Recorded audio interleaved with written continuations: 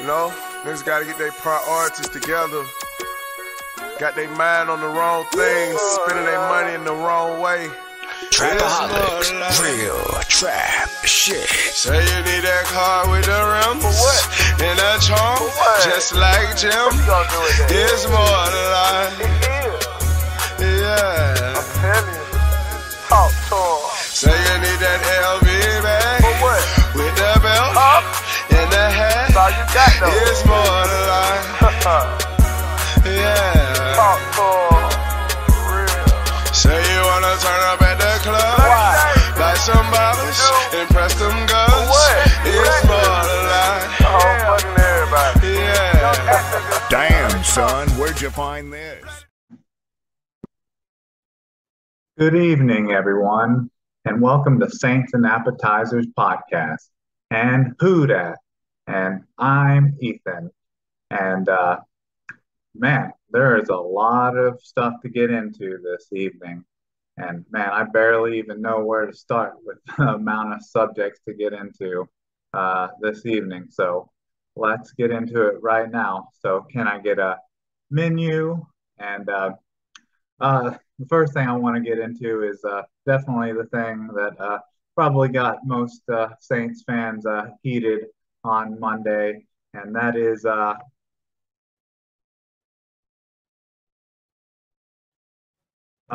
Latavius Murray getting stolen away by the Denver Broncos. I guess it really wasn't stolen away off the practice squad because he wasn't on their practice squad, because I guess there's like a grace period there where when a player is signed from the practice squad to the active roster, there's a little grace period there where they're actually a free agent Monday before they're added back to the practice squad on Tuesday. So he was able to decide whether he wanted to come back to the Saints practice squad or whether he wanted to be signed to the Saints 53-man roster. So the Saints offered him a contract, I guess. And so he had the option of going to the Saints or going to the Broncos. And I guess the Broncos lost their second or first string running back, Javonte Williams, to torn ACL. And their other running back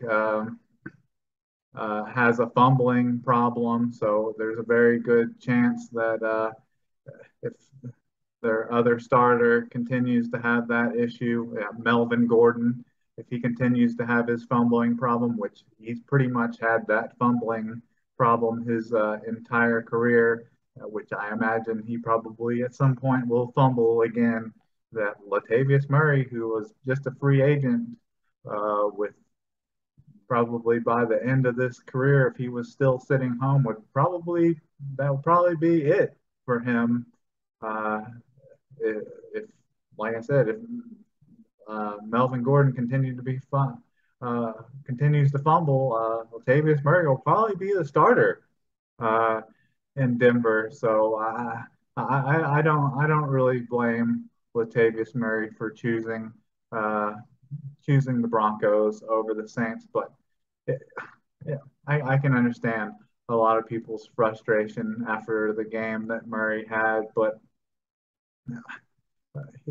there's a good chance that once Alvin Kamara comes back, if Ingram can ever get fully healthy and cut out the fumbling, same goes for Alvin Kamara. Tony Jones Jr., I don't know if he was inactive or if he was hurt, can get back. And, he was going to possibly be behind three other guys here. So it was a career move for him to go to Denver. But, it's just another thing that keep on the hate started. It's just kind of a leaky faucet, a leaking barrel, a crack at the seams for people to start to pile on hate for Dennis Allen, because these are kind of things that you rarely saw happen when Sean Payton was the coach. We rarely got finessed. Seems like we rarely got finessed in scenarios like this when Sean Payton was the head coach. So I can understand why things like this are very annoying. But that's enough on that. But but then that opened up some holes and spaces on the practice squad after losing Latavius Murray to the Denver Broncos. And a very interesting one, honestly. This is a name that I was surprised to see signed after losing Latavius Murray, and that was Chris Harris Jr. And this was a name that I brought up several weeks ago, and that was during the whole C.J. Gardner Johnson, Chauncey Gardner, C.D. Deuce fiasco, and when talking about Chauncey Gardner Johnson wanting to be paid as the best slot corner of all time, and I mentioned Peanut Tillman and Chris Harris Jr. as probably the best slot corners of all time, and how C.J. Gardner Johnson it shouldn't even be named in the same vein as those guys, But Chris Harris Jr., he's 33 years old now, 33, 34 years old. So he's probably not, shouldn't expect him to play at that level anymore. I wouldn't imagine. It would be awesome if we had signed him 4 or 5 years ago. That would be amazing, because I think that was something the Saints were trying to do a couple of years back when they were trying to re-sign Malcolm Jenkins. I think their main target was maybe Chris Harris Jr. over Malcolm Jenkins, but instead they had to settle for Malcolm Jenkins. With that turned out to be just fine. But I think this may be a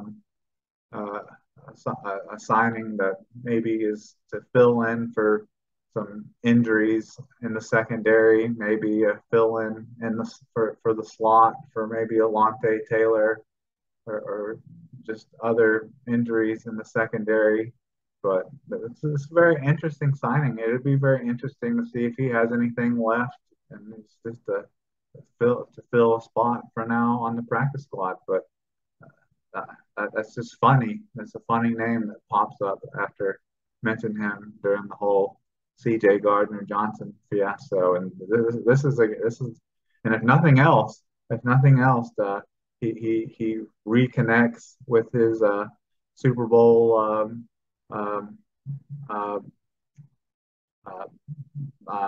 buddy, mate, Bradley Roby. They won a Super Bowl together in Denver, and I think he brings leadership to this team, veteran leadership to this team, and I think with all the penalties and issues like that that the Saints have had on defense, I think if he gets signed to the active roster or brought up from the practice squad, I think the Saints could probably use a little bit of that.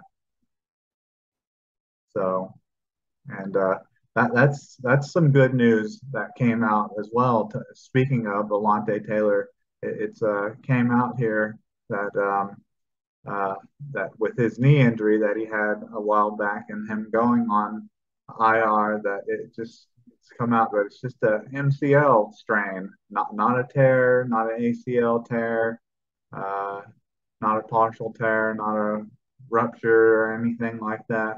Nothing too serious, and it sounds like he'll probably just be on part-time IR and maybe be back in a couple of weeks. So that's good to hear. That's good to hear that he's not done for the season, and that probably points to why they signed Chris Harris Jr. as to just be a part-time fill-in for him. And also, speaking of people coming back from part-time IR, Malcolm Roach, who went on part-time IR to start out the season because he got hurt in the last preseason game against the Chargers. Talk about bad luck. That was maybe the start of the Saints' bad luck. He was right there with Trevor Penning. That seemed like the snowball effect for the Saints' bad luck on the season was the Chargers preseason game. Trevor Penning was a victim of that as well. Malcolm Roach, he had an ankle injury. It sounded like he had a minor surgery on his ankle, but he returned to practice and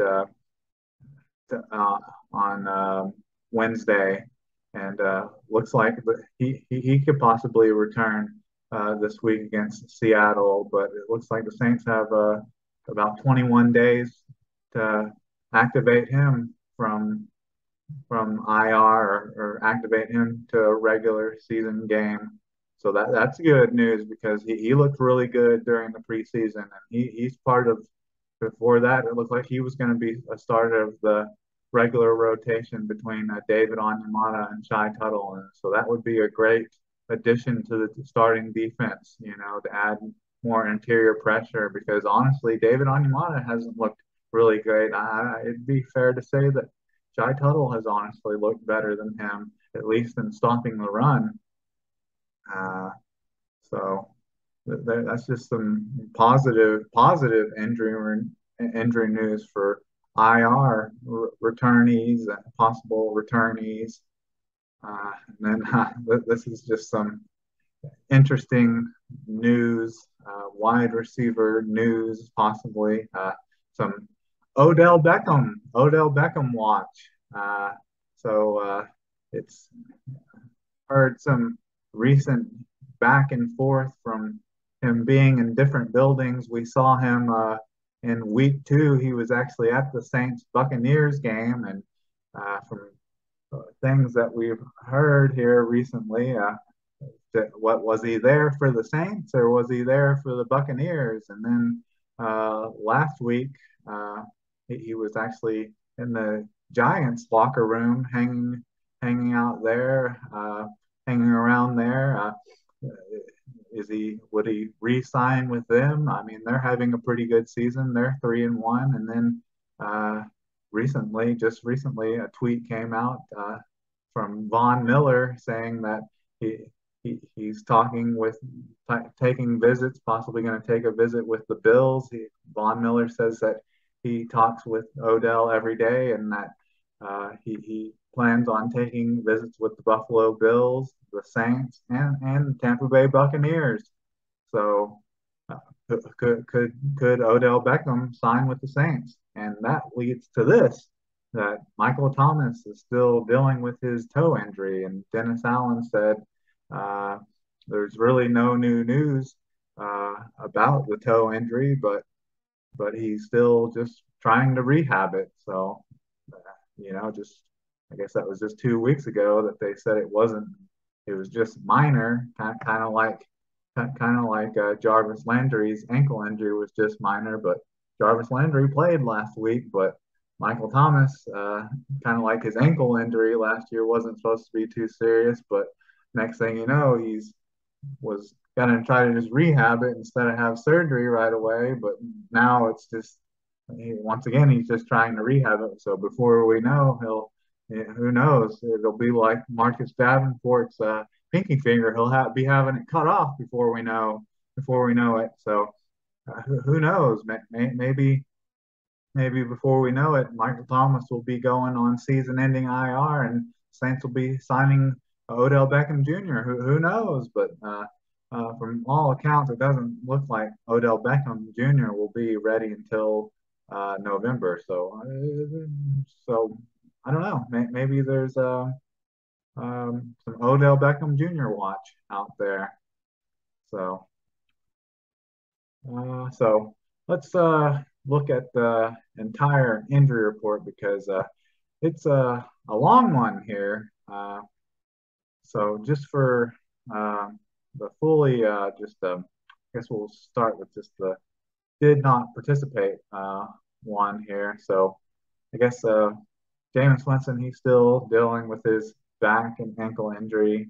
Calvin Throckmorton, he popped up for the first time with an ankle injury. Michael Thomas, we just talked about him with his foot. Peyton Turner, that's he's not a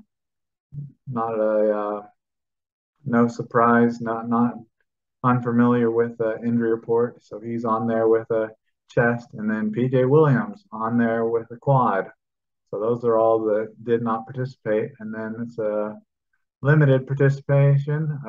Ryan Ramczyk with just rest. He's been a regular on there with just rest. I think they're trying to watch that knee that he dealt with from last year. Alvin Kamara is on there with a rib, but he said he felt great. He said he felt great and that he's going to be ready to go.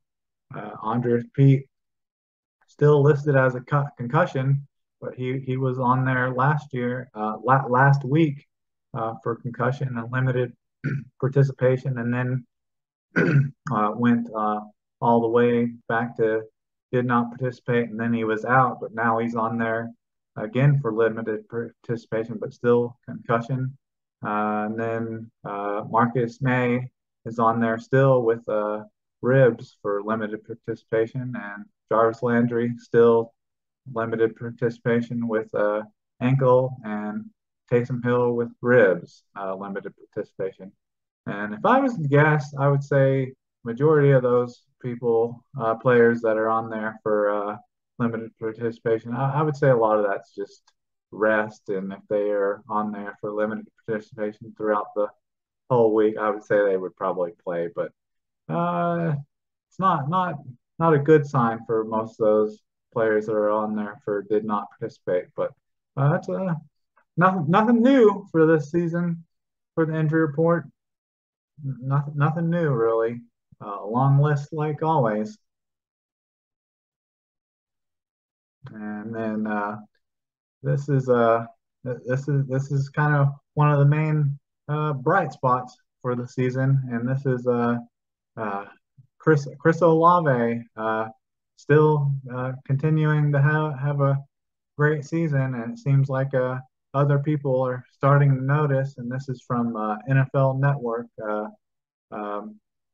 Daniel Jeremiah ranks out of the rookie class. He's ranking Chris Olave number 2 on his list, and Chris Olave in the betting odds for Offensive Rookie of the Year, he is plus 400, and then Damian Pierce is plus 650. Drake London is plus 750. Kenny Pickett is plus 750, which I'm surprised that he comes in 4th, because man, he threw 3 interceptions in his first game, and man, he has a tough schedule in his next 3 games. I think he plays like the Bills in this next upcoming game, and then plays like Miami and plays the Buccaneers. Like he has a tough next 3 games. So I find it hard to believe. I would not bet on Kenny Pickett. And then Romeo Dobbs at plus 800 are your top 5, and with Chris Olave leading the pack. So continuing the really the one shining moment, one bright spot, Chris Olave looking really good. And I think the number 1 spot for Daniel Jeremiah was the Jets, Sauce Gardner. So that's definitely nice seeing that. Definitely he was worth the pick so far. But let's hope the Saints continue to improve on this season, so we're not giving up a top 10 pick to the Eagles. Let's see. So on to the Seahawks game here, and so for that, I guess just for my hot take for that, I guess maybe for that, Geno Smith has played really good recently, and that kind of concerns me a little bit, honestly. But I don't think he's going to have as good a game uh, as he has had over the last 4 weeks. I think the Saints are going to continue to have good pressure, like they have the last two games against Carolina and like they did against the Vikings. So I think that's going to continue, and I think he might have one of his worst games actually that he's had all year. So I think I'm going to be looking for that. And then I think it was funny that DK Metcalf, which when reading comments and stuff, uh, I'm surprised no one really said this, but uh, it's kind of like a meme. He literally got the crap knocked out of him. Seeing him, he had to ride the cart all the way back to the locker room to use the bathroom. So I'm surprised no one said that he literally got the crap knocked out of him. But uh, uh, so it'd be interesting to see what kind of game DK Metcalf has against Marshawn Lattimore, seeing how he had the big touchdown last year against uh, Marshawn Lattimore. And then after that big touchdown against Marshawn Lattimore pretty much locked him down after that. And they got into a couple of fisticuffs in that. And of course, he pushed Marshawn Lattimore down a couple times, and Marshawn Lattimore pushed him back. And of course, always the second guy gets flagged, and that was always Marshawn Lattimore getting the personal foul and DK Metcalf getting nothing. But that should be a matchup to watch. But I think for my hot take here, I think I'm going to go with after the bad game that Marshawn Lattimore had, I think I'm looking for Marshawn Lattimore to have a bounce back game. And I'm going to look for him to have his first interception of the season in this game. And like I said, I think Geno Smith is probably going to have maybe his worst game of the season. I look for the Saints defensive line to continue to get some pressure on him. And for my game score, I think the Saints are. I think the Saints are. Hopefully, they're gonna need to get back on track. This is a must-win game, and I think the Saints are gonna win 27-20. And so that's a lot of stuff there. But with that, who dat? And can I get a check, please?